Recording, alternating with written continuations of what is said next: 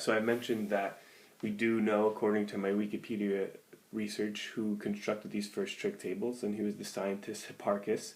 All right, he used his work, his tables, and his calculations to model the path of the moon and the sun. And I'm not sure exactly when he was around, probably during like the Renaissance period based off that picture, but that's pretty impressive that he could have done that with the technology that he had back then compared to what we have now. All right, and these trig tables that he created, or I'm sure other people created them independently of him, but they're all stored on your calculator. So let me show you how to use it to find a missing side length. All right, so use tan, so tangent, to find x. So even if I didn't say use tangent here, eventually you're going to know that you would have to use tangent in this situation because, all right, you know all the angles of a triangle. You know this angle is 90, you know this angle is 32, and you could figure out that the other angle up here is 58. But when we do trig, we always want to focus on one acute angle. So although that's 58 degrees, we're just going to use 32 degrees.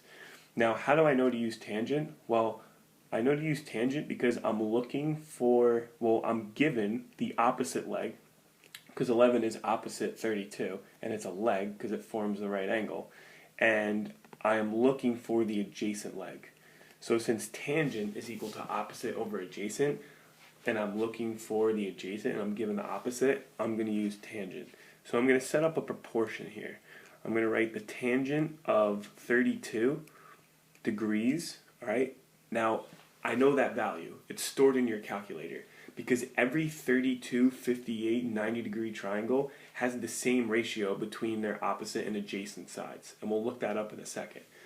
All right, well, I know that the tangent of 32 by definition is equal to the opposite leg, 11 over x. Okay, so now we're going to go to our calculator and find this value right here. So if you go to a TI Inspire, you can open up a new document, all right, and you want to make sure that you're in degrees. So if you go, actually go back to the home screen, hit settings, document settings, and make sure that the angle here is degree and make it default. All right, so if you're taking geometry, we will learn about another way to measure angles called radians, but for now, we want to do everything in degrees. And I'll let you know when that changes. So we're going to add a new calculator. Now all the trig functions are right here. And you can see you got sine, cosine, tangent. All right. So if we click tangent of 32, it'll tell us, all right, the tangent 32 is equal to the tangent 32. The calculator wants to give us exact answers here. So this is an irrational number. So to get the decimal version of it, we're going to hit Control Enter. And now we know the tangent of 32 is equal to 0.62, which means that in a 32, 58, 90 degree triangle, the opposite leg divided by the adjacent leg is going to be 0.624. All right, so if we go back to that original proportion we had, the tan of 32 is equal to 11 over x, then we could replace the tangent of 32 with 0.6248, or 9, we'll round up, is equal to 11 over x. All right, we could then cross multiply and get 0.6249x is equal to 11. All right, then we have to divide both sides by 0.6249, and x is going to equal that, 11 divided by 0.6429.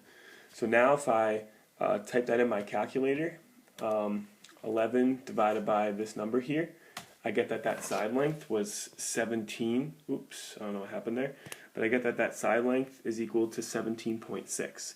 All right, and then that makes sense because if this side length is 17.6, it should be bigger than 11 because it's across from a bigger angle. So that's a little way to kind of check your work unofficially.